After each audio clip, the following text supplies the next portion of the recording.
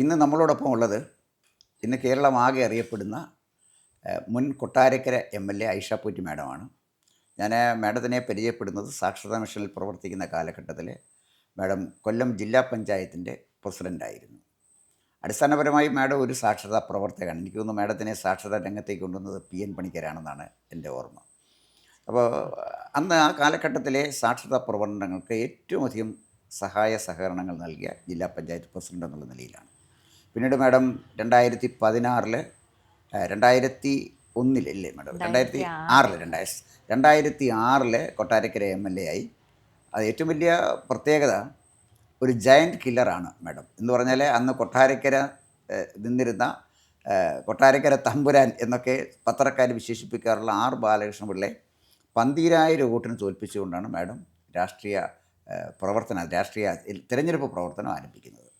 പിന്നീട് രണ്ടാമത് 2011 വീണ്ടും മത്സരം വന്നു. അന്ന് ബാലകൃഷ്ണപിള്ള സാർ മത്സരിച്ചില്ല. പകരം അദ്ദേഹത്തിൻ്റെ പാർട്ടിയിലുള്ളൊരു പ്രമുഖ നേതാവായ ഡോക്ടർ മുരളിയെ നിർത്തി. ആ സമയത്ത് ഭൂരിപക്ഷം 22,000 20,000 സംതിങ് ആയിട്ട് ഭൂരിപക്ഷം കൂടി. അത് കഴിഞ്ഞ് മൂന്നാമത്തെ ടൈം 2016 വന്നപ്പോൾ കോൺഗ്രസ് നേതാവായ സവിൻ സത്യനാണ് എതിരായിട്ട് നിന്നത്. എനിക്ക് തോന്നുന്നു അന്ന് 42,631 വോട്ടിന്. അപ്പോൾ ഗ്രാഫ് നോക്കിയാൽ ഭൂരിപക്ഷത്തിൻ്റെ ബാലകൃഷ്ണപിള്ള സാറിനെ നിസ്സാര വോട്ടിനല്ല തോൽപ്പിച്ചത്, 12,000 വോട്ടിനാണ്. ഇന്ന് മാഡം CPM ഉപേക്ഷിച്ച് UDF വന്നിരിക്കുകയാണ്. മാഡം എന്താ UDF വരാനുള്ള തീരുമാനം എടുക്കാൻ കാരണം എന്താണ്? അത് കുറേ ഞാൻ ഈ 3 ടേണും മത്സരിച്ചിരുന്നു. അതിനു മുമ്പ് ജില്ലാ പഞ്ചായത്തിലുണ്ടായിരുന്നു. അത് കഴിഞ്ഞിട്ട് ഞാൻ മാറി. ബാലഗോപാൽ സഖാവ് വന്നു. ആ സഖാവിന് വേണ്ടിയിട്ട് ഫുൾ ടൈം നമ്മൾ വിജയിപ്പിക്കാൻ വേണ്ടിയിട്ട് പ്രവർത്തിച്ചെല്ലാം കഴിഞ്ഞു. അതെല്ലാം കഴിഞ്ഞ് ആ പ്രവർത്തനത്തിനിടയ്ക്ക് എൻ്റെ കാലിനൊരു പ്രശ്നം പറ്റി. ആ സ്റ്റെപ്പ് ഇറങ്ങുമ്പം അദ്ദേഹത്തിൻ്റെ കൂടെ വോട്ട് പിടിക്കാനായിട്ട് ഇറങ്ങിയപ്പോൾ ഒരു സ്ലിപ്പ് ചെയ്ത് വീണ് പോയായിരുന്നു. അത് ഒക്കെ വെച്ചുകൊണ്ട് തന്നെ ഞാൻ മുഴുവൻ ഓടി. അദ്ദേഹം ജയിച്ചു കഴിഞ്ഞിട്ട് അദ്ദേഹം ജയിച്ചിട്ട് ആദ്യം ഇവിടെ മന്ത്രിയായിട്ട് വന്നപ്പോൾ ഞാൻ ഈ മണ്ഡലം മുഴുവൻ കൂടെ എത്തി. അവസാനം നെടുമങ്കാവിലെത്തി അവസാനിപ്പിച്ചു. അങ്ങനെ കൂടെ ഉണ്ടായിട്ടായിരുന്നു. അങ്ങനെ ആ പ്രവർത്തനങ്ങൾ അങ്ങനെ പോയി. അപ്പം ഞാൻ പാർട്ടിയിൽ ഏരിയ കമ്മിറ്റി അംഗമായിരുന്നു. അത് കഴിഞ്ഞപ്പോൾ കുറച്ച് നാളായപ്പോൾ ജില്ലാ സമ്മേളനം വന്നു. അത് ഇവിടെ വെച്ചായിരുന്നു കൊട്ടാരക്കര. അതെല്ലാം വളരെ സജീവമായിട്ട് പങ്കെടുക്കുകയൊക്കെ ചെയ്തു. പക്ഷേ ഇതിനിടയ്ക്ക് ഒരു ചെറിയ കാര്യം വരുന്നുണ്ടായിരുന്നു. ഞാൻ ആദ്യമൊന്നും അതത്ര ഗൗരവമായിട്ട് എടുത്തില്ല. ഞാനങ്ങ് ഇറങ്ങിക്കഴിഞ്ഞപ്പം പിന്നെ ഞാൻ വെച്ചിരുന്ന ഒരുപാട് പദ്ധതികൾ കോവിഡ് വന്നതുകൊണ്ടും നോട്ടിഫിക്കേഷൻ വന്നതുകൊണ്ടും അതിൻ്റെ ഉദ്ഘാടനങ്ങളും തറക്കല്ലിടിയിലും ഒന്നും നടക്കാതിരുന്ന ഒരു പ്രശ്നമുണ്ടായിരുന്നു. അപ്പോൾ ഞാൻ ഇറങ്ങിക്കഴിഞ്ഞ് അതൊക്കെ വന്നപ്പോൾ ഞാൻ എല്ലാം പത്രത്തിൽ വായിച്ചറിയുന്ന ഒരു സ്ഥിതി വന്നു. ആദ്യമൊന്നും എല്ലാവരും എന്നെ വിളിച്ച് ചോദിക്കും, എന്തേ കണ്ടില്ലല്ലോ, നോട്ടീസിൽ പേര് കണ്ടില്ലല്ലോ എന്നൊക്കെ ചോദിക്കുമ്പോൾ ഒരു റോഡ് ഉദ്ഘാടനം അതുപോലെ ഈ വിദ്യാഭ്യാസ സമുച്ചയം, അത് ഞാൻ പറഞ്ഞു ഞാൻ MLA അല്ലാത്തതുകൊണ്ടായിരിക്കും വിളിക്കാത്ത, അത് നടക്കട്ടെ എന്നൊക്കെ പറയും. കുറേ ആയപ്പോൾ എനിക്ക് മനസ്സിലായി ഇനി പാർട്ടിയിൽ മാത്രം വർക്ക് ചെയ്ത് പൊതുസമൂഹത്തിൽ ഞാൻ ഉണ്ടാവണ്ടെന്ന് എവിടെയോ ഒരു തീരുമാനം വന്നിട്ടുണ്ടാകും. അല്ലെങ്കിൽ സാധാരണ എല്ലായിടത്തും അങ്ങനെയല്ലല്ലോ. അപ്പോൾ അങ്ങനെ ആയപ്പോൾ എനിക്ക് കുറേശ്ശെ മനസ്സിലായി നമ്മളെ ആ പൊതു മണ്ഡലത്തിൽ നിന്ന് പാർട്ടി പ്രവർത്തനത്തിലേക്ക് മാത്രം ഒതുങ്ങിയാൽ മതി എന്നൊരു എവിടെയോ ഒരു അൺനോൺ തീരുമാനം പോലെ എനിക്ക് തോന്നിയായിരുന്നു. അപ്പോൾ എനിക്ക് കുറേശ്ശെ ഫീൽ ചെയ്ത് തുടങ്ങി. ഞാൻ കുറേശ്ശെ എന്നാലും പാർട്ടി പ്രവർത്തനത്തിന് പോകുമായിരുന്നു. അങ്ങനെ ഇരുന്നപ്പോഴാണ് ജില്ലാ സമ്മേളനം വന്നു. അതിൻ്റെ പ്രചരണത്തിലൊക്കെ ഏറ്റവും മുമ്പിൽ നിന്നു. ഈ പാർട്ടിയുടെ എല്ലാ സമരങ്ങളിലും പങ്കെടുത്തിട്ടുണ്ട്. ഇതൊക്കെ ആയി സമ്മേളനം കഴിഞ്ഞ് എൻ്റെ ജില്ലാ കമ്മിറ്റിയിലെടുത്തു. 20 വർഷമായിട്ട് ഏരിയ കമ്മിറ്റിയിലായിരുന്നു. അപ്പോൾ ജില്ലാ കമ്മിറ്റിയിൽ വന്നു കഴിഞ്ഞപ്പോൾ അതിൻ്റെ കമ്മിറ്റികൾക്കൊക്കെ പോയി തുടങ്ങി. അപ്പോൾ എല്ലായിടത്തും പറയുന്നിടത്തെല്ലാം റിപ്പോർട്ടിങ്ങിനൊക്കെ പോകണം. അതൊക്കെ പോയി തുടങ്ങി. അപ്പോഴും ഇതേ കാര്യം തന്നെ കണ്ടിന്യൂ ചെയ്യുവാണ്. അപ്പോൾ ഈ പൊതുസമൂഹത്തിൽ നമ്മൾ വന്നതും ഒരു മുൻ MLA എന്നോ അല്ല ചെയ്തെന്നോ ഉള്ള ആ ഒരു പ്രസൻസ് വേണ്ടാന്ന് ഒരു രീതിയാണ് കണ്ടത്. എൻ്റെ ഒരു പ്രസൻസ് ആവശ്യമില്ല എന്ന് എനിക്ക് മനസ്സിലായി. അങ്ങനെ വന്നപ്പോൾ ഞാൻ കുറച്ചായപ്പോൾ പറഞ്ഞു, ഞാൻ ഇവിടെ ആവശ്യമില്ല. ഞാൻ മിനിസ്റ്ററോടും പറഞ്ഞായിരുന്നു, നേതാക്കളോടും പറഞ്ഞു, എനിക്ക് വരെ ആരെങ്കിലും എടുത്തോളാൻ പറഞ്ഞു. ഞാനിത് അവസാനിപ്പിക്കുകയാണ്, എനിക്ക് പറ്റുന്നില്ല, ഇങ്ങനെ ഇരിക്കാൻ പറ്റുന്നില്ല. അത് ഈ കുറ്റമായിട്ട് പറഞ്ഞില്ല, അതാണിപ്പോൾ എനിക്ക് പ്രശ്നം. പാർട്ടിയെ ഞാൻ കുറ്റപ്പെടുത്തിയില്ല, ഒന്നും അന്നേ പറഞ്ഞില്ല. അന്നങ്ങനെ പറയാനൊന്നും എനിക്ക് തോന്നില്ല. അത്രയും നാൾ നിന്നതല്ലേ, അപ്പോൾ ഒന്നും പറയണ്ട, എന്നെ അങ്ങ് ഒഴിവാക്കിക്കോട്ടെ, വേറെ ആരെങ്കിലും എടുത്തോട്ടെ എന്ന് ഞാൻ പറഞ്ഞു. അപ്പോൾ അങ്ങനെയൊക്കെ ഇരിക്കുമ്പോഴാണ് ഉമ്മൻചാണ്ടി അനുസ്മരണം വരുന്നുണ്ട്. അതിനു മുമ്പ് ഞാൻ കണ്ണിനൊരു ചെറിയ സർജറി വേണമായിരുന്നു. അങ്ങനെ തിരുവനന്തപുരത്ത് ഇരിക്കുമ്പോഴാണ് ഒരു വാർത്ത വന്നതിനെ സംബന്ധിച്ച് എനിക്ക് അന്ന് 2 ആഴ്ച കണ്ണുകൊണ്ട് നോക്കാൻ പാടില്ലായിരുന്നു മൊബൈലിൽ. അങ്ങനെ ഇരുന്നപ്പോൾ ഒരു മാധ്യമപ്രവർത്തകൻ വിളിച്ചു. അപ്പം ഞാൻ ചോദിച്ചു എന്താണെന്ന് ചോദിച്ചപ്പോൾ ഈ വാർത്തയൊക്കെ കണ്ടില്ലേന്ന് ചോദിച്ചു. ഞാൻ ചോദിച്ചു എന്ത് വാർത്തയാണ്? അപ്പോഴാണ് പറഞ്ഞ് കോൺഗ്രസിൻ്റെ ഒരു പ്രമേയം ഇവിടെ പാസ്സാക്കിയെന്ന്. ഈ സംഭവം ഒന്നും ഞാൻ അറിഞ്ഞില്ല. അവിടെ അത് വരത്തില്ലല്ലോ, മോൻ്റെ അടുത്തായിരുന്നു. അപ്പോൾ ആ വാർത്ത എനിക്ക് അയച്ചു തന്നപ്പോഴാണ് ഇങ്ങനെ ഐഷ പോറ്റിക്ക് വാതിൽ തുറന്നിട്ടേക്കുവാന്നൊരു, അന്നാണ് ഇങ്ങനെ ഒരു സംഗതി തുടങ്ങുന്നത്. ഞാനല്ലാതെ എല്ലാം അങ്ങ് മതിയാക്കിയിട്ട് ഇനി വേണ്ട എന്ന് വിചാരിച്ചിരുന്നു. ഇനി ആരെയാന്ന് വെച്ചാൽ എടുത്തോളാൻ ഞാൻ ജില്ലാ സെക്രട്ടറിയോടും എല്ലാം പറഞ്ഞിരുന്നു എന്നെ ഒഴിവാക്കാൻ. അപ്പോൾ ഇതിങ്ങനെ ചർച്ച കൂടിക്കൂടി വന്ന് അതിൻ്റെ ഇടയ്ക്ക് എന്നെ ഒരുപാട് പേര് ഞാനിങ്ങ് വന്നു കഴിഞ്ഞപ്പോൾ എപ്പോൾ വരുമെന്ന് ചോദിച്ചിട്ട് പല കോണുകളിൽ നിന്നും പ്രത്യേകിച്ചും കോൺഗ്രസ് പാർട്ടിയുടെ വളരെ സമുന്നതരായിട്ടുള്ള നേതാക്കൾ വരെ ആൾക്കാരെ വിട്ടിട്ട് ഇങ്ങനോട് സംസാരിച്ചിരുന്നു. ഫോണിലൂടെയൊക്കെ സംസാരിച്ചു. അപ്പം ഞാൻ പറഞ്ഞു ഇല്ല, ഞാനിപ്പം വക്കീൽ ഓഫീസിൽ പോവാണ്, എനിക്ക് എൻഗേജഡായിട്ടിരിക്കാം, മാനസികമായിട്ടൊന്നും പറ്റുന്നില്ല എന്നുള്ളതുകൊണ്ടായിരുന്നു അന്ന്. അങ്ങനെയെല്ലാം ഇരുന്ന് കഴിഞ്ഞപ്പോഴും ഈ കാര്യങ്ങളെല്ലാം മനസ്സിലാക്കുന്നുണ്ടായിരുന്നു പാർട്ടി. അപ്പോൾ എൻ്റെ അടുത്ത് ഇങ്ങനെ ഇടയ്ക്ക് ചോദിക്കും, ഇങ്ങനെ വാർത്തയൊക്കെ വരുന്നുണ്ടല്ലോ അതെന്താ? അപ്പോഴും ഞാൻ പറഞ്ഞു അതൊന്നുമല്ല. അപ്പോഴും എന്നെ ഈ സ്പേസ് വേണ്ടാലോ എന്നുള്ള തുറന്നു പറയുന്നുണ്ട്. അന്ന് പബ്ലിക്കിൽ പറയുന്നില്ലെന്നേ ഉള്ളൂ, നേതാക്കളോട് പറയുന്നുണ്ട്. അതിനൊന്നും ഒരു റെസ്പോൺസേ ഇല്ല. അപ്പം ഞാൻ അങ്ങനെ പോയിക്കോട്ടെ എന്ന് വിചാരിച്ചു. അങ്ങനെ ഇരുന്നപ്പോഴാണ് എന്നോട് എല്ലാവരും ഒരുപാട് മറ്റു പാർട്ടിക്കാരും എന്നെ വളരെയേറെ നിർബന്ധിച്ചിട്ട് പറഞ്ഞു, ഇങ്ങനെ ഒതുങ്ങേണ്ട ഒരാളല്ല, ഓഫീസിലേക്കല്ല, ഇത്രയും പ്രവർത്തിച്ച ഒരാളിൻ്റെ എക്സ്പീരിയൻസ് ജനങ്ങളുടെ ഇടയിൽ വേണം, അത് അവരെ ആഗ്രഹിക്കുന്നുണ്ടെന്ന് പറഞ്ഞു. ഞാൻ ഓഫീസിലേക്ക് പോകുമ്പോഴും ഒരുപാട് സ്ത്രീകളൊക്കെ കാണുമ്പോൾ പഴയ പോലെ വരത്തില്ലേ, സാറിങ്ങ് വരണം എന്നൊക്കെ ചുമ്മാ പറയും. അപ്പം ഞാൻ ചിരിച്ചിട്ടങ്ങ് പോവും. അത് എന്നെ ചിന്തിപ്പിച്ചെന്ന് മാത്രമല്ല, പിന്നെ ചില ആൾക്കാർ വന്നിട്ട് എന്തുകൊണ്ടാണ് ഞാൻ ഇങ്ങനെ ഇരിക്കരുതെന്ന് എന്നെ കൺവിൻസ് ചെയ്യിച്ചു. ഞാൻ അങ്ങനെ വെറുതെ ഒതുങ്ങിയിരിക്കേണ്ട ഒരാളല്ല എന്നുള്ളത് ഞാൻ അത് വെളിപ്പെടുത്താൻ ഇഷ്ടപ്പെടുന്നില്ല. അതാണ് അവസാനം ഒരു തീരുമാനം. പിന്നെ അപ്പോഴും ബാലഗോപാൽ സാവ് വന്നിട്ട് പറയുമായിരുന്നു,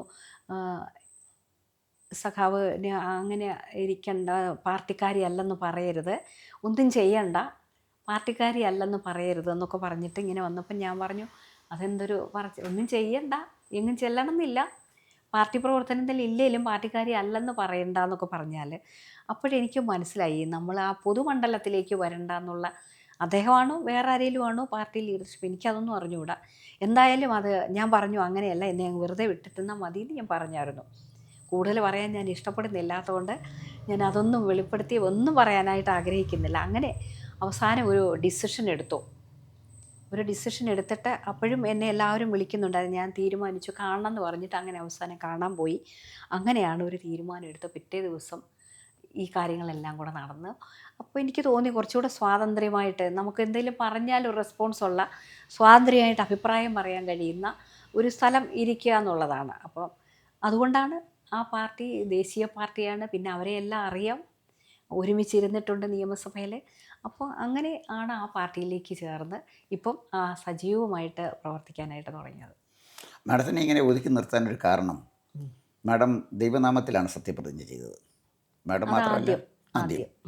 അപ്പോൾ അത് അന്ന് എനിക്ക് തോന്നുന്നു മുഖ്യമന്ത്രി തന്നെ അതിനകത്ത് അഭിപ്രായ വ്യത്യാസം പറഞ്ഞു. എന്തായാലും ശരി, ഒരു നിയതിയുടെ ഒരു പ്രതികാരമോ എന്താണെന്ന് അറിഞ്ഞുകൂടാ. ഇപ്പം വീണ ജോർജ് സത്യപ്രതിജ്ഞ ചെയ്തതും ദൈവനാമത്തിലാണ്. അപ്പോൾ അന്ന് എം മോനായും മാഡവുമാണ് ദൈവനാമത്തിൽ സത്യപ്രതിജ്ഞ ചെയ്തു എന്ന് പറഞ്ഞു. അപ്പോൾ അത്തരം ഒരു വരട്ട് തത്വവാദത്തിലേക്ക് പാർട്ടി നീങ്ങുകയും പാർട്ടിയുടെ ചില നിലപാടുകളെങ്കിലും ജനവിരുദ്ധമായി മാറുകയും ചെയ്തു എന്ന് മാഡത്തിന് തോന്നിയിട്ടുണ്ടോ? തോന്നി. അതല്ലേ, ഒരാൾ സത്യപ്രതിജ്ഞ ചെയ്തപ്പം അത് പാർട്ടിക്കാകെ നാണക്കേടായെന്ന് റിപ്പോർട്ട് ചെയ്തായിരുന്നു. അത് കഴിഞ്ഞ് പിന്നെ ഒന്നും മിണ്ടിക്കേട്ടില്ല. പിന്നെ പല കാര്യങ്ങളിലുമുള്ള ആ ഒരു വ്യത്യാസങ്ങൾ ഞാൻ പറയാതെ എല്ലാ സമൂഹത്തിലുള്ളവർക്കും മനസ്സിലാവുന്ന പലരോടും കാണിക്കുന്നത് പല രീതിയിലാണെന്ന് വരുന്നത് യഥാർത്ഥമാണ്. അത് അവർ മനസ്സിലാക്കുന്നില്ലേ എന്തുവാന്ന് എനിക്കറിയില്ല. അതെല്ലാം ഇപ്പോൾ ഒരു വിമർശനമായിട്ട് എനിക്കെതിരെ ഞാൻ അധികാരമോഹമായിട്ട് പോവുകയാണെന്നല്ലേ. അധികാരം മുഴുവൻ ജനങ്ങൾക്ക് വേണ്ടി തന്നെയാണ് വിനിയോഗിച്ചത്. ഇപ്പോൾ 10 വർഷമായിട്ട് അധികാരമില്ലാത്തൊരു പാർട്ടിയിലേക്കാണ് പോയത്. അപ്പോൾ അധികാരം മോഹിച്ചു പോയിന്ന് പറയുന്നതിന് എന്തർത്ഥമുള്ളതെന്ന് എനിക്കറിഞ്ഞുകൂടാ. അപ്പോൾ അധികാരമുള്ളൊരു പാർട്ടിയിലേക്ക് എന്തെങ്കിലുമൊക്കെ കിട്ടാനാണെന്നോ അല്ലെങ്കിൽ വേറെ എന്തെങ്കിലും സാധനം കിട്ടാനാണെന്നോ വിചാരിക്കാം. അപ്പോൾ പ്രവർത്തിച്ച് കാണിച്ചു കൊടുക്കുക, ജനങ്ങളുടെ പ്രവർത്തിക്കുക എന്നത് നല്ല പാടുള്ള കാര്യമാണ്. ഒരു സ്ഥാനത്തിരുന്നാൽ MLA ആയിരുന്ന ജനപ്രതിനിധി ആയിരുന്നാലും നമുക്ക് നമ്മുടേതായ ഒരുപാട് കാര്യങ്ങൾ ഒഴിവാക്കിക്കൊണ്ട് പൊതുസമൂഹത്തിൽ നിൽക്കേണ്ടി വരും. അതെല്ലാം ചെയ്ത് ജനങ്ങൾ കണ്ടിട്ടുള്ള ഒരാളാണ്. അപ്പോൾ അധികാരം ജനങ്ങൾക്ക് വേണ്ടിയും നാടിന് വേണ്ടിയും തന്നെ ഉപയോഗിച്ചാന്ന് ഈ നാട്ടുകാർക്ക് മൊത്തം അറിയാം. അല്ലാതെ അതൊരു മോഹമായിട്ട് കണ്ട ഒരാളല്ല. പക്ഷേ ഞാൻ വെറുതെ ഇരിക്കേണ്ട ആളല്ലെന്ന് എനിക്ക് ബോധ്യപ്പെട്ടു. ഞാൻ അങ്ങനെ ചുമ്മാ വീട്ടിൽ ഇരിക്കേണ്ട ആളല്ലെന്ന്. ദാ ഇപ്പോൾ പലരും തുറന്നു പറഞ്ഞല്ലോ അത്. ഒരുപാട് പേർക്ക് സമാനമായിട്ടുള്ള അനുഭവം ഉണ്ടെന്നുള്ളത് ഇപ്പോൾ മനസ്സിലായില്ലേ? ഇത് മനസ്സിലാക്കിക്കാതിരിക്കാനുള്ള വിമർശനങ്ങളാണ് എനിക്കെതിരെ കൊണ്ടുവരുന്നത്. അധികാരമോഹം അല്ലെങ്കിൽ വഞ്ചിച്ചു. ഞാൻ ചെയ്ത പ്രവർത്തനത്തിന് ഒരു വാല്യൂ ഇല്ലേ? ഞാൻ ഇത്രയും കണ്ട കാലം 20.5 വർഷക്കാലം ജനപ്രതിനിധിയായിരുന്നതോടൊപ്പം അന്നത്തെ പാർട്ടിയുടെ എല്ലാ ക്യാമ്പയിനുകളിലും പങ്കെടുക്കും. ഇവിടെ വളരെ ചെറിയ വോട്ടിനാണ് ആദ്യം ജയിച്ചത്. ജില്ലാ പഞ്ചായത്തിൽ കഷ്ടിച്ച് ജയിച്ചാണ് പോയത്. പിന്നെ വലിയ ഭൂരിപക്ഷം വന്നു ഓരോ തവണയെന്നുള്ളത് കഠിനമായി ജോലി ചെയ്തുകൊണ്ടും നാടിനു വേണ്ടി പ്രവർത്തിച്ചുകൊണ്ടും അല്ലെ നാട്ടുകാർ വോട്ട് തരത്തില്ല. ഒറ്റ തവണ കൊണ്ട് പിന്നെ ജയിക്കത്തില്ല. ആ ചെയ്ത പ്രവർത്തനങ്ങളും പിന്നെ എത്രയോ ഈ കൊട്ടാരക്കരയൊക്കെ എന്നും UDFൻ്റെ ആയിരുന്നു. അതുപോലെ അപ്പുറത്തുള്ളതായാലും മയിലുമായാലും ബ്രഹ്മിലൊക്കെ നിന്നിരുന്നതാണ്. ഉമ്മന്നൂരായാലും അത് തന്നെ. അങ്ങനെയൊക്കെ നിന്നിരുന്ന പഞ്ചായത്തുകളൊക്കെ ഇപ്പോൾ LDFൻ്റെ ആയി. അതിന് എൻ്റെ ഒരു പങ്കും ഇല്ലേ? നമ്മുടെ പ്രവർത്തനങ്ങളൊരു പങ്കില്ല. അതിന് എന്തുകൊണ്ട് വാല്യൂ വയ്ക്കുന്നില്ല? ആൾക്കാരെല്ലാം ചവിട്ടി തേച്ചിട്ട് ഞാൻ പോയി എന്നൊക്കെയാണ് ഇവിടെ ഗ്രൂപ്പിലൊക്കെ ഇട്ട് എല്ലാവരോടും പറഞ്ഞു കൊടുക്കുന്നത്. അപ്പം നമ്മൾ ഇത്രയും കാലം കഷ്ടപ്പെട്ട് ജോലി ചെയ്തതിൻ്റെ വാല്യൂ കൽപ്പിക്കുന്നില്ല. അതല്ലാതെയുള്ളൊരു പ്രചരണം ആര് നടത്തിയാലും ശരിയല്ല. ആര് നടത്തിയെന്ന് എനിക്ക് അറിഞ്ഞുകൂടെ. ഈ വരുന്ന ആര് നടത്തിയാലും ശരിയല്ല. എനിക്കും അതിനകത്തൊരു നല്ല പങ്കുണ്ട്. അത് വില കൽപ്പിച്ചില്ല എന്നുള്ളതാണ്. അപ്പം ഞാൻ മാറിക്കഴിഞ്ഞപ്പോൾ പൊതുമണ്ഡലത്തിൽ പാർട്ടിക്കാരിയായിട്ട് മാത്രം ഞാൻ നിന്നാൽ മതി. ഒരു മുൻ ജനപ്രതിനിധി എന്നുള്ള ഒരു പരിഗണന എനിക്ക് തരണ്ടെന്ന് എവിടെയോ അജ്ഞാതമായിട്ട് എനിക്ക് മനസ്സിലാവാത്തടത്ത് തീരുമാനിച്ചു. അതുകൊണ്ട് തന്നെയാണ് ഈ ഡിസിഷൻ എടുത്തത്. പാർട്ടി പഴയ രീതിയിൽ നിന്ന് ഒരുപാട് മാറിപ്പോയി. ഞാൻ വരുന്ന കാലത്തുള്ള ഒരു രീതിയല്ല, ഒരു അപ്രോച്ചല്ല ഇപ്പോൾ. അന്നൊക്കെ ചർച്ചകൾ, സ്വയം വിമർശനങ്ങളും പറച്ചിലുകളും കാര്യങ്ങളിൽ കുറച്ചുകൂടെ ഗൗരവമായിട്ട് എല്ലാവരും എണീക്കും. ഇപ്പോൾ എണീറ്റ് ചർച്ച ചെയ്ത് അവിടെ ഇരിയെന്ന് പറയും, അല്ലെങ്കിൽ അങ്ങ് പുറത്ത്. ഞാൻ ചിലരോട് ചോദിക്കാറുണ്ട്, എന്തേ സഖാവ് സംസാരിക്കാത്ത? അന്ന് ഞാൻ പുറത്തല്ലേ സഖാവേ എന്ന് ചോദിക്കും എന്നോട്. അതൊക്കെ ഒരു ടോക്കാണ്. അതൊക്കെ മനസ്സിലാക്കുന്നില്ലേന്ന് എനിക്ക് അറിഞ്ഞുകൂടാ. അതാണ് ഇപ്പോഴത്തെ ഒരു യാഥാർത്ഥ്യം. ആ പഴയ ലൈനിൽ നിന്ന് അങ്ങ് മാറി മനുഷ്യരോടൊപ്പം പോകുന്ന ഒരു സ്ഥിതിയില്ല. വേറെ ഏതോ ലൈനിലൂടെയാണ് പോകുന്നത്. ഒരു വ്യതിചലനം നന്നായിട്ട് ആ നല്ല മൂല്യങ്ങൾ ഒരുപാട് നഷ്ടപ്പെട്ടു പോയി പാർട്ടിക്ക്. ഇത് മാഡത്തിൻ്റെ മാത്രം ഒരു അനുഭവമല്ല. അത് ജനപ്രിയരായ നേതാക്കന്മാരെ മാർക്സിസ്റ്റ് പാർട്ടി ഒഴിവാക്കൂ, അല്ലെങ്കിൽ ജനകീയമായ ഇടപെടലുകൾക്ക് തടസ്സം സൃഷ്ടിക്കുകയോ ചെയ്യുന്നു എന്ന ഒരു തോന്നൽ പൊതുസമൂഹത്തിനുണ്ടായിട്ടുണ്ട്. അതിലൊന്ന് ജി സുധാകരൻ. അത് നല്ല പൊതുമരാമത്ത് മന്ത്രിയായിരുന്നു. അദ്ദേഹത്തിനെ പൊതുരംഗത്ത് നിന്ന് മാറ്റി നിർത്തിയെന്ന് മാത്രമല്ല, അദ്ദേഹം ബ്രാഞ്ച് കമ്മിറ്റിയിലേക്ക് ഒതുങ്ങിക്കൂടിയിട്ടും അദ്ദേഹത്തിനെ പിന്നാലെ നടന്നാക്രമിക്കുന്ന ഒരു സ്ഥിതിയിലേക്ക് ആലപ്പുഴ എത്തി. എനിക്ക് തോന്നുന്നു ആലപ്പുഴ അദ്ദേഹത്തിനെ മാറ്റി നിർത്തിയതിന് വലിയ വില പാർട്ടി കൊടുക്കേണ്ടി വരും എന്നാണ് എൻ്റെ ഒരു നിരീക്ഷണം. പലരുമായിട്ട് സംസാരിക്കുമ്പോൾ എനിക്ക് മനസ്സിലാക്കാൻ കഴിയുന്നൊരു കാര്യം അതാണ്. അതുപോലെ തന്നെ സുരേഷ് കുറുപ്പിനെ മാറ്റി നിർത്തുന്നു. അപ്പം ജനകീയ പ്രതിച്ഛായയുള്ള ജനങ്ങൾ ഇഷ്ടപ്പെടുന്ന നേതാക്കന്മാരെ മാറ്റി നിർത്തി മാർക്സിസ്റ്റ് പാർട്ടി എങ്ങോട്ടാണ് പോകുന്നത്? മാഡം എങ്ങനെയാണ് അതിനെ കാണുന്നത്? അത് തീർച്ചയായിട്ടും ഇത് തിരുത്തിയില്ലെങ്കിൽ വലിയ വില കൊടുക്കേണ്ടി വരും പാർട്ടി, ഉറപ്പാണ്. തിരുത്തിയില്ലെങ്കിൽ ഇപ്പോഴത്തെ ഈ രീതി മാറ്റി ജനകീയരുണ്ടെങ്കിലല്ലേ പാർട്ടിക്കൊരു ആക്സസ് ഉണ്ടാവുള്ളൂ. ഇവിടെ തന്നെ ബാലകൃഷ്ണപിള്ള സാർ കണ്ടിന്യൂസ് ജയിച്ചുകൊണ്ടിരുന്ന സ്ഥലത്ത് ഇപ്പോൾ ആര് നിന്നാലും ജയിക്കുന്ന ഒരു സ്ഥിതിയിൽ എത്തിയെങ്കിൽ എന്തുകൊണ്ടാണ്? അത് പാർട്ടി ചിന്തിക്കണം. ഞാൻ പാർട്ടിയെ കുറ്റപ്പെടുത്താനല്ല, അതിനെ നയിക്കുന്നവർ ചിന്തിക്കണം. അപ്പം ചിന്തിച്ചത് തിരുത്തിയില്ല എന്നുണ്ടെങ്കിൽ പാർട്ടിക്ക് വലിയ നഷ്ടം സംഭവിക്കും. കാരണം ഇങ്ങനെ പൊഴിഞ്ഞുപോക്ക് വന്നുകൊണ്ടേയിരിക്കും. ഇപ്പം അതാണ് കണ്ടുകൊണ്ടിരിക്കുന്നത്. ഹസ്കർ പോയിട്ടുണ്ട്, റിജി ലൂക്കോസ് പോയിട്ടുണ്ട്, രാജേന്ദ്രൻ പോയിട്ടുണ്ട്, പലരും പോകുന്നു. പിന്നെ അറിയപ്പെടാതെ ഒരുപാട് പേര്, വാർത്തയിൽ വരാതെ എത്രയോ പേര് പോകുന്നുണ്ട്. അതെന്തുകൊണ്ടാണ്? അത് തിരുത്തിക്കൊണ്ട് വന്നില്ല എന്നുണ്ടെങ്കിൽ തിരുത്തുമെന്ന് ഞാൻ കരുതുന്നൊന്നുമില്ല കേട്ടോ. കാരണം കാലം മാറി, മൈൻഡ് സെറ്റ് മാറി, ആൾക്കാരുടെ മൈൻഡ് സെറ്റ് മാറി, അപ്രോച്ച് മാറി. ആ പഴയ പോലെ നാടിലിറങ്ങി മനുഷ്യരോടൊപ്പം നിൽക്കുന്ന ആ നല്ല ഒരു രീതികളൊക്കെ ഒരുപാട് മാറിപ്പോയി ഇപ്പം. 33 വർഷം ബംഗാൾ ഭരിച്ച പാർട്ടി ഇന്ന് ബംഗാൾ നിയമസഭയിലെ ഒരംഗം പോലും ഇല്ലാത്ത സ്ഥിതിയിൽ ശോഷിച്ചു പോയി എന്നതാണ്. ഇങ്ങനെ വന്നാൽ 2026 തിരഞ്ഞെടുപ്പിൽ പാർട്ടിയുടെ ഒരു ഭാവിയെ എങ്ങനെയാണ് മാഡം വിലയിരുത്തുന്നത്? നല്ല നഷ്ടം സംഭവിക്കാൻ സാധ്യതയുണ്ടെന്നാണ് എനിക്ക് തോന്നുന്നത്. എനിക്ക് മനസ്സിലാവുന്ന അങ്ങനെയാണ്. ഈ പോക്കാണെങ്കിൽ വലിയ നഷ്ടം ഉണ്ടാവും. കൊല്ലം ജില്ലയിലെ ഏതെങ്കിലും ഒരു നിയോജക മണ്ഡലത്തിൽ പോലും ജയിക്കാൻ കഴിയാത്ത വിധത്തിൽ പാർട്ടി ദുർബലമാകുന്നു എന്നാണ് പാർട്ടി സ്നേഹിക്കുന്ന ആളുകൾ പറയുന്നത്. ഇലക്ഷൻ വരുമ്പോഴല്ലേ നമുക്കത് അറിയാൻ പറ്റുള്ളൂ. എന്തായാലും ശരി, കേരളത്തിലെ രാഷ്ട്രീയ ഭൂപടത്തിൽ നിന്നും CPM തുടച്ച് മാറ്റപ്പെടുന്നതിൻ്റെ തുടക്കമാണോ ഇപ്പോൾ കാണുന്നത്? അങ്ങനെ നമുക്ക് തോന്നിപ്പോവും. അങ്ങനെ വരാതിരിക്കുന്നതാണ് നല്ലത്. നല്ല ശക്തിപ്പെട്ട് ഇരിക്കുക തന്നെ വേണം. എല്ലാ പാർട്ടിയും വേണം ഇവിടെ. എല്ലാവരും ശക്തരായിട്ടിരുന്നാലേ ഒരു നല്ല ജനാധിപത്യം ഉണ്ടാവുകയുള്ളൂ. അല്ലാതെ തീരെ വീക്കായി ആ പോക്ക് പോകുന്നു എന്നുള്ളത് എന്തുകൊണ്ടാണ് കാണാത്തതെന്ന് എനിക്ക് മനസ്സിലാവുന്നില്ല. ഞാൻ മാഡത്തിനെ നിയമസഭയിൽ കണ്ട ഒരു ചിത്രം ഓർക്കുന്നത്, മാണി സാറ് ബജറ്റ് അവതരിപ്പിക്കാൻ വന്നു. അതിനെതിരെ വലിയ അക്രമവും ബഹളവും ഉണ്ടായി. ഞാനന്ന് ഒഫീഷ്യൽ ഗാലറിയിലുണ്ട്. മാണി സാറിൻ്റെ പേഴ്സണൽ സ്റ്റാഫിൽപ്പെട്ട ഒരാളായിരുന്നു ഞാൻ. ഈ ബജറ്റുമായിട്ട് ബന്ധപ്പെട്ട് നിയമസഭയിൽ ബഹളം നടക്കുന്നത്. അന്ന് ജമീല പ്രകാശും അതുപോലെ തന്നെ ലതികയും, ഈ 2 MLA-മാർ ഉമ്മൻചാണ്ടിയെ ആക്രമിക്കാൻ ചെല്ലുന്നത് ഞാൻ നേരിട്ട് കണ്ടുകൊണ്ട് തന്നെ ഇരിക്കുകയാണ്. നേരിട്ട് കണ്ടുകൊണ്ട് ശിവദാസൻ നായർ പ്രത്യേകിച്ചൊന്നും ചെയ്തതിലും മുഖ്യമന്ത്രിയെ രക്ഷിക്കാനായിട്ട് ശ്രമിച്ചതേ ഉള്ളൂ. ഇത് ഞാൻ ദൃക്സാക്ഷിയാണ് പറയുന്നത്. പക്ഷേ ആ ബഹളങ്ങൾ നടക്കുമ്പോൾ വളരെ ദുഃഖത്തോടുകൂടി നിർനിമേഷയായിട്ട് ദൂരെ മാറി നിന്ന ഐഷ പോറ്റി MLA-യുടെ ചിത്രം ഇന്നും എൻ്റെ മനസ്സിലുണ്ട്. ആ ഒരു സംഭവം മാഡത്തിനെ വല്ലാതെ ഉലച്ചു എന്ന് അന്നത്തെ ആ നിയമസഭയിലെ മാഡത്തിൻ്റെ പ്രതികരണം കണ്ടപ്പോൾ എനിക്ക് തോന്നി. ഇന്ന് അതിനെക്കുറിച്ച് എങ്ങനെയാണ് മാഡം അത് വിലയിരുത്തുന്നത്? ശരിക്കും പറഞ്ഞാൽ പ്രതിഷേധങ്ങൾ നല്ലതാണ്. ശരിയല്ലെന്ന് നമുക്ക് തോന്നുന്ന കാര്യത്തിനെതിരെ ശക്തമായി പ്രതിഷേധിക്കാം. പക്ഷേ ഒന്നും തല്ലിപ്പൊളിച്ചുകൊണ്ടോ നശിപ്പിച്ചുകൊണ്ടോ അല്ലാതെ വേണം സമരങ്ങൾ ചെയ്യാൻ എന്നുള്ളതാണ് എൻ്റെ ഒരു വിശ്വാസം.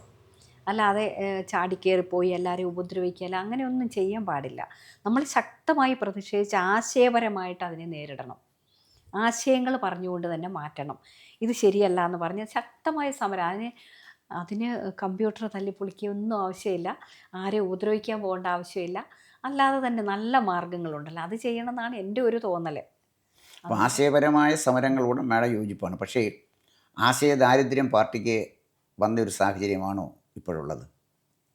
ഉണ്ടായിട്ടുണ്ടെന്ന് പൊതുസമൂഹത്തിന് തന്നെ മനസ്സിലാവും. എന്താണെന്നറിയാമോ, ആശയപരമായിട്ട് തന്നെയാണ് ഏത് പാർട്ടിയായാലും പോകേണ്ടത്. അതിനെന്താ ചെയ്യേണ്ടത്? നല്ല ആശയങ്ങൾ കൊണ്ടുവന്നിട്ട് ജനങ്ങളോടൊപ്പം ജനങ്ങൾക്ക് വേണ്ടിയിട്ടുള്ള ആശയങ്ങൾ അവർക്ക് വേണ്ടി പ്രാവർത്തികമാക്കണം. ഗവൺമെൻറ് ഉള്ളപ്പോൾ ആ ഗവൺമെൻറ് വഴി അത് പ്രാവർത്തികമാക്കണം. അതല്ലാതെ ഏതെങ്കിലും ഒരാളെ മാറ്റി നിർത്തണമെങ്കിൽ അവരെ അങ്ങ് ആക്ഷേപം പറഞ്ഞ് വളരെ മ്ലേച്ഛമാക്കി എന്തൊക്കെ ആരോപണങ്ങൾ കൊണ്ടുവരാമോ, വളരെ മോശപ്പെട്ട ആരോപണങ്ങളിൽ ഇതൊരു വളരെ തെറ്റായ രീതിയാണ്. ആർക്കെതിരെ ചെയ്താലും അതൊരു രാഷ്ട്രീയ പ്രവർത്തനമല്ല, അതൊരു അക്രമ പ്രവർത്തനം. അല്ലെങ്കിൽ ഒരു ആക്രമിച്ച് കയറുന്ന വാക്കുകൾ കൊണ്ട് ആക്രമിക്കുക, കൈകൊണ്ട് കൈകാര്യം ചെയ്യുക, അല്ലെങ്കിലും ശാരീരികമായിട്ടല്ലെങ്കിലും മാനസികമായിട്ടൊരു കൈകാര്യം ചെയ്യുന്ന അത് വളരെ തെറ്റായ ഒരു നയമാണെന്ന് എനിക്ക് അടിവരയിട്ട് പറയാൻ വേണ്ടി കഴിയും. ഒരു പാർട്ടിയും അങ്ങനെ പോകരുത്. ഇപ്പം ഈ പോകുന്ന രീതി ഒട്ടും ശരിയല്ല. ഇതിനേക്കാൾ നന്നായിട്ട് ജനങ്ങളോടൊപ്പം നിന്നുകൊണ്ട് ജനങ്ങളിലേക്ക് ഇറങ്ങി പ്രവർത്തിച്ചുകൊണ്ട് അവരെ കൺവിൻസ് ചെയ്യിച്ചുകൊണ്ട് സമാധാനത്തോടെ സന്തോഷത്തോടെ നല്ല കൂട്ടായ്മയോടെ വേർകൃത്യം കാണിക്കാതെ മുഴുവൻ പേരെയും ചേർത്ത് പോകുന്നത് അവരുടെ പ്രശ്നങ്ങൾ പരിഹരിക്കുകയും ഫണ്ടിങ്ങിലൊരു കൺഫ്യൂഷൻ വരാതെ മനുഷ്യർക്ക് സംശയം വരുന്ന രീതിയിലുള്ള പ്രവർത്തനങ്ങൾ ഇല്ലാതിരിക്കുകയുമാണ് ചെയ്യേണ്ടത്. എനിക്കങ്ങനെയൊക്കെയാണ് തോന്നുന്നത്. കൂടുതൽ വാർത്തകളും വിശേഷങ്ങളും നേരിട്ട് ലഭിക്കാൻ ജനങ്ങളിൽ നിന്ന് ജനങ്ങളിലേക്ക് ജനഭൂമി ന്യൂസ് സബ്സ്ക്രൈബ് ചെയ്യൂ. ബെൽ ബട്ടൺ അമർത്താനും മറക്കരുത്.